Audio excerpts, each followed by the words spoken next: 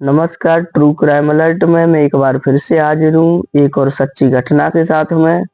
आज की जो ये कहानी है ये है बिहार की। बिहार में एक जिला पड़ता है बांका जिला। बांका जिले में टाउन थाना क्षेत्र के अंतर्गत एक गांव पड़ता है। गांव का नाम होता है चमरेली गांव। यहाँ पे शशि भूषण झा अपने परिवार के साथ रहते हैं। उनकी एक बेटी होती है जिसकी उम्र होती है 17 साल। बेटी नाबालिग थी। अचानक ही 1 जनवरी को वो घर से लापता हो गई। परिजनों ने आसपास और रिश्तेदारों के यहाँ खोजबीन की लेकिन उसका कहीं कोई सुराग नहीं मिला। इसके बाद वकील शशि भूषण झा ने टाउन थाना क्षेत्र में बेटी की गुमशुदगी का मामला दर्ज कराया, जिसके बाद पुलिस ने मामले की जांच में जुट गई। 2 दिन बाद उसकी लाश मिली। घर से 200 मीटर की दूरी पर 3 जनवरी को लड़की की लाश मिली। चमरेली बांध के पास से लड़की का शव बरामद किया गया। उसका गला रेता गया था। लाश मिलने के बाद इलाके के लोगों की भीड़ जुट गई। लड़की की निर्मम हत्या की चर्चा इलाके में होने लगी। अब घटना की गंभीरता को देखते हुए एसपी उपेंद्र नाथ वर्मा के निर्देश पर बांका डीएसपी अमर विश्वास के नेतृत्व में एक टीम बनाई गई और केस को जल्द से जल्द सॉल्व करने में जुट गए। पुलिस ने जांच शुरू की। फोरेंसिक टीम ने मौके से सबूत इकट्ठे किए। आसपास के लोगों से बातचीत में पुलिस को पता चला कि शशि भूषण की बेटी के साथ कुछ दिनों से काफी बहस हो रही थी। अब आसपास के लोग, अड़ोस पड़ोस के लोगों को काफी घर से लड़ाई झगड़े की आवाजें आती थी और उसमें लड़ाई झगड़ों में बाप बेटी के बीच में बहस होने की आवाजें सुनाई देती थी। जब पड़ोसियों ने बताया कि शशि भूषण पिछले कुछ दिनों से अपनी ही बेटी को डांट फटकार लगा रहे थे, तो पुलिस ने फिर जांच का दायरा बढ़ाया। इसके बाद पुलिस का शक शशि भूषण और उसके बेटे पे गहराता चला गया। पुलिस ने शशि भूषण और उसके बेटे ईशान को हिरासत में लिया। पहले तो दोनों इनकार करते रहे, लेकिन शशि भूषण ने जो हाथ में कलावा बांधा हुआ था, पुलिस को उस कलावे में थोड़े से खून के धब्बे दिखाई दिए।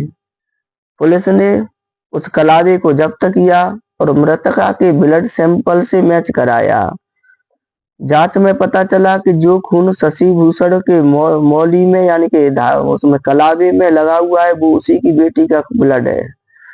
अब इसके बाद में पुलिस ने दोनों से सख्ती से पूछताछ शुरू की तो पुलिस की सख्ती के आगे दोनों टूट गए। शशि भूषण ने बताया कि उसकी बेटी का किसी से अफेयर था जो हम लोगों को पसंद नहीं था। काफी मना करने के बाद भी वो उस लड़के से दूर नहीं हो रही थी, लिहाजा पहले बेटी का गला दबाकर बेटी को बेहोश किया, फिर उसका गला रेत कर मार डाला। पुलिस ने हत्या में इस्तेमाल किए गए चाकू को भी बरामद कर लिया और उसके बाद में इन्हें जेल भेज दिया। जांच में सामने आया कि लड़की का बगल के मजलिसपुर गांव के एक युवक से प्रेम संबंध था। दोनों अलग अलग जाति के थे और सुप्रिया अंतरजातीय विवाह करना चाहती थी। वह युवक से लगातार फोन पर संपर्क में रहती थी। इस बात से पिता और भाई दोनों नाराज रहते थे। उन्होंने उस युवक से बात करने से मना किया। समाज में बदनामी के डर और प्रतिष्ठा के नाम पर पिता और बेटे ने मिलकर हत्या की साजिश रची और वारदात को अंजाम दे दिया। पिता ने बाद में पुलिस को गुमराह करने के लिए थाने में अपनी बेटी के, जो उन्होंने जिस बेटी को खुद से मार दिया था, उसी बेटी की गुमशुदगी की रिपोर्ट दर्ज कराई ताकि पुलिस को और आसपास के लोगों को गुमराह किया जा सके। लेकिन वही है कि गुनाह कोई कितना भी छुप कर करे, गुनाह कभी न कभी सामने आ ही जाता है।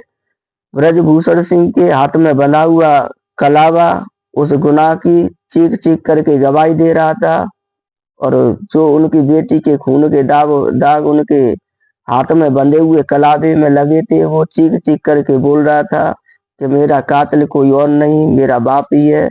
और उसके खून ने आखिरकार वो गवाही दी, साक्ष्य उनके कलावे से ही मिले और आखिरकार बाप बेटे दोनों को सजा हुई। फिर से मिलते हैं एक और किसी सच्ची ऐसी क्राइम स्टोरी के साथ में। तब तक आप अपना और अपनों का ख्याल रखें। जय हिंद।